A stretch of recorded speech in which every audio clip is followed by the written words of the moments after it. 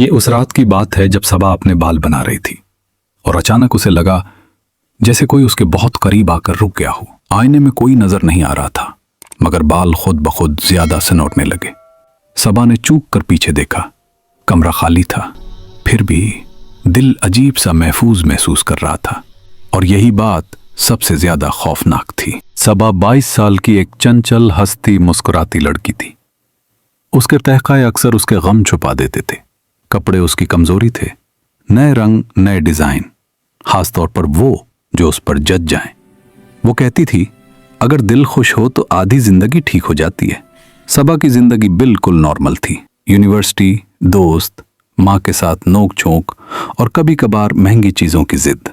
कोई जिन, कोई साया, कोई खौफ, कुछ भी नहीं। वो रात जब सबा अपनी दोस्त के साथ देर से घर लौट रही थी, एक आम सी रात थी। रात के ठीक 2:05 थे। सड़क सुनसान थी, सिर्फ रिक्शा का हल्का सा शोर और दूर कहीं से आती हुई कुत्तों की भौंकने की आवाज। सबा और उसकी दोस्त हिरा तकरीब से वापस आ रही थी। सबा के बाल हुआ में बिखरे हुए थे और उसकी पसंदीदा परफ्यूम की खुशबू हल्की रोशनी में जगमगा रही थी। हिरा ने सबा को दाढ़ी भर की तंज भरी नजर से देखा। यार सबा, ये क्या कर रही हो? रात के 2 बज रहे हैं, संसार रास्ता, और तुम परफ्यूम लगाकर बाल खोल कर आ रही हो। उफ, इतनी तेज मेहंदी की खुशबू, क्या सोचा है कोई तुम्हें देख ले तो? सबा हंसी, मगर अंदर से थोड़ा डर भी रहा। चुप, सिर्फ तुमको मालूम है, मैं तो मजे ले रही हूं। रिक्शा तेजी से सड़क पर हरकत कर रही थी, लेकिन अचानक ड्राइवर ने रुककर कहा, बीबी, कुछ मसला हो गया है? रिक्शा अचानक सुस्त हो गई, फिर हिचकोले खाने लगी। इंजन के शोर में कुछ अजीब था। पावर खत्म हो रहा था, लाइट्स झपक रही थीं। हिरा ने जोर से पकड़ा, यार 2:05 हो गए हैं, यहां रिक्शा क्यों खराब हुआ? हवा तो बिल्कुल नहीं चल रही, अब हम क्या करें? सबा का दिल जोर जोर से धड़क रहा था। दोनों लड़कियां इधर उधर देख रही थीं। सड़क सुनसान, लाइट्स दूर दूर तक न थीं, सिर्फ बरगद के पुराने दरख्त की छांव जो रात के अंधेरे में संसार की हर चीज से अलग एक अजीब सिलुएट बनाता था। और फिर बिल्कुल अचानक बरगद के दरख्त के साए से कोई आहिस्ता कदमों के साथ आया। साए में छुपे हुए, कद लंबा, कपड़े सादा, मगर एक अजीब वकार के साथ। सबा ने अपने दिल की धड़कन सुनकर आहिस्ता से कहा, हिरा, तुमने ये देखा? हिरा ने अपनी आंखें फाड़ कर देखा, मगर कुछ समझ नहीं पाया। लड़का आहिस्ता आ रहा था, पर करीब आने के साथ रिक्शा के पास खड़ा हो गया। उसने सर झुकाया, चुपचाप उनका मुआयना किया, फिर नरमी से हाथ बढ़ाया और कुछ ही लम्हों में रिक्शा दोबारा स्टार्ट हो गई। ड्राइवर हैरान था, यह कैसे मुमकिन हुआ? इंजन ठीक नहीं था? लड़के ने मुस्कुराकर सर हिलाया, लफ्ज बोला नहीं, सिर्फ इतना कहा, सब ठीक है। रिक्शा दोबारा हरकत करने लगी। सबा और हिरा की आंखें सिर्फ उसकी तरफ थीं। न जाने क्यों दिल में अजीब सा सुकून महसूस हुआ। हिरा ने कान के अंदर सरगोशी की, यार ये लड़का अजीब सा है, कुछ तो खास है। सबा ने हंसकर जवाब दिया, चुप करो, अभी हम जिंदा बचें ये सोचना ज्यादा जरूरी है। और वो दोनों इस बरगद के साए से निकलकर अपने मोहल्ले की तरफ रवाना हुई। लेकिन सबा के दिल में वो लड़का एक परछाई की तरह छुप कर रह गया। चंद दिन बाद सबा अकेली घर में थी। अम्मी रिश्तेदारों के यहां गई हुई थी। सबा आईने के सामने बाल बांध रही थी। तभी उसे लगा जैसे कोई उसके पीछे खड़ा है। सांस बहुत हल्की थी, ऐसी जैसे कोई कोशिश कर रहा हो कि महसूस ना हो। सबा ने आहिस्ता से कहा, कौन है? कोई जवाब नहीं आया, मगर बाल खुद ब खुद ज्यादा खूबसूरत हो गए थे। एक रात सबा का दिल बहुत जोर से पिज्जा खाने को चाह रहा था। वो मोबाइल उठाकर ऐप खोलने ही वाली थी कि अचानक डोरबेल बजी। सबा चूक गई। दरवाजा खोला, सामने एक लड़का खड़ा था, सर झुका हुआ, चेहरा आधा साए में, लिबासे आम, मगर मौजूदगी गैर मामूली। उसके हाथ में पिज्जा का डब्बा था। लड़के ने बगैर आंख उठाए कहा, सबा, यह आपके लिए है। सबा का दिल रुक गया। मैंने तो ऑर्डर। वो लड़का पलट चुका था। गली खाली थी और पिज्जा बिल्कुल गर्म था। उस रात सबा हंसी नहीं। उसने पिज्जा खाया, मगर दिल अजीब सा था। वो सोचती रही, नाम कैसे जानता था? ऑर्डर किसने दिया?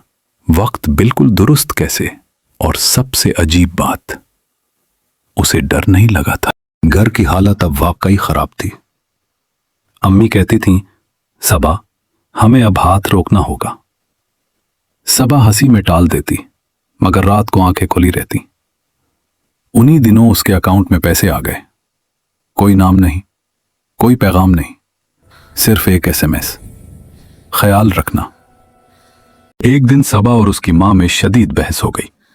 वजह, नया आईफोन। अम्मी रो पड़े, हम खाना मुश्किल से पूरा कर रहे हैं। सबा भी रो दी, सबके पास है, सिर्फ मेरे पास नहीं। वो गुस्से में कमरे में चली गई। रात के 3 बजे उसकी आंख खुल गई। उसके तकिए के पास एक डब्बा रखा था। सबा ने कांपते हाथों से खोला।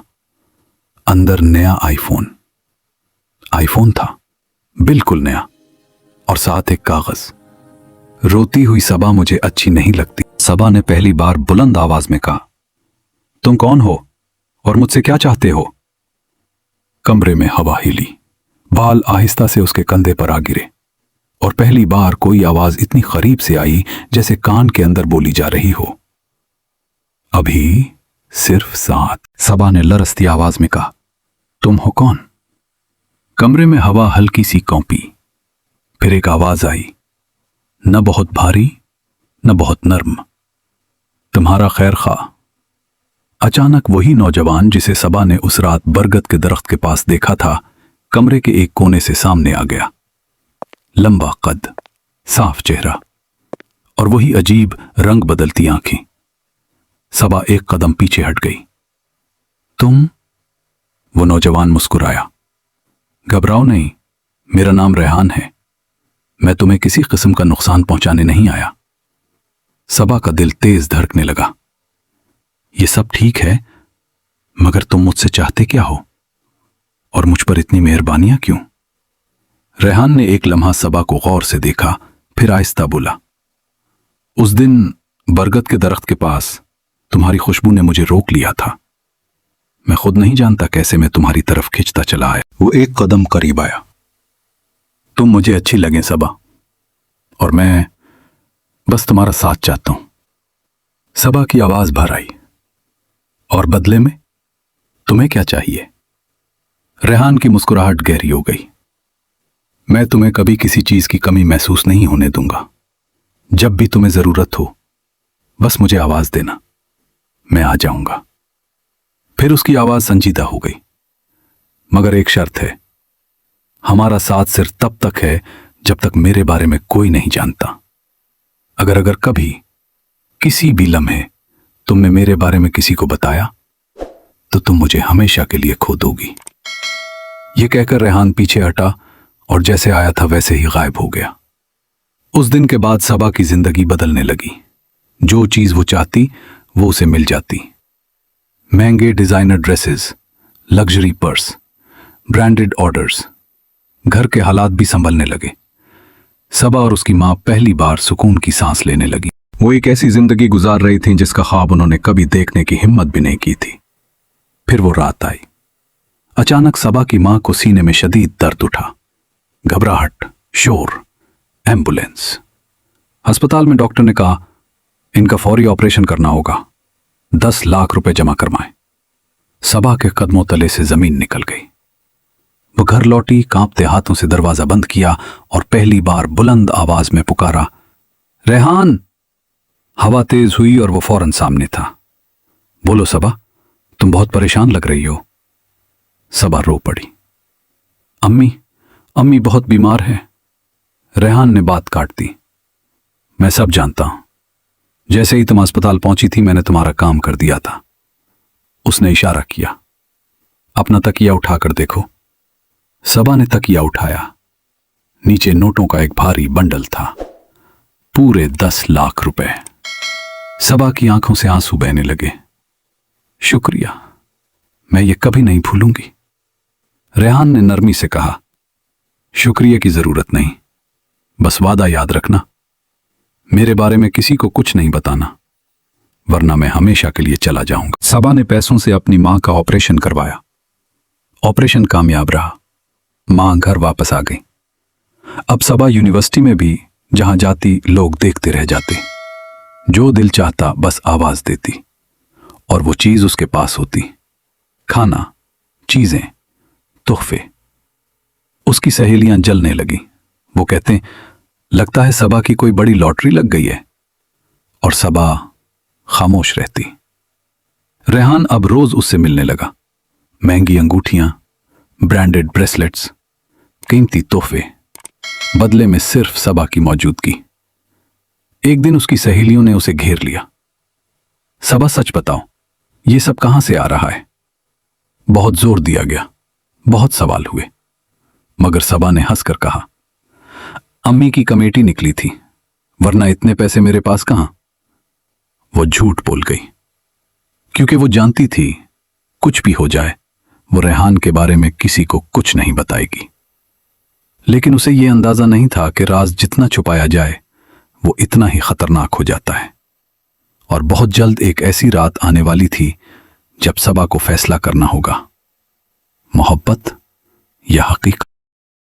अगर मेरी ये कहानी आपके दिल को छू गई है और आप जानना चाहते हैं कि आगे क्या होने वाला है, तो चैनल को सब्सक्राइब कर लीजिए और वीडियो को लाइक कर दीजिए, ताकि जैसे ही इस कहानी का पार्ट 2 आए सबसे पहले आप तक पहुंच जाए।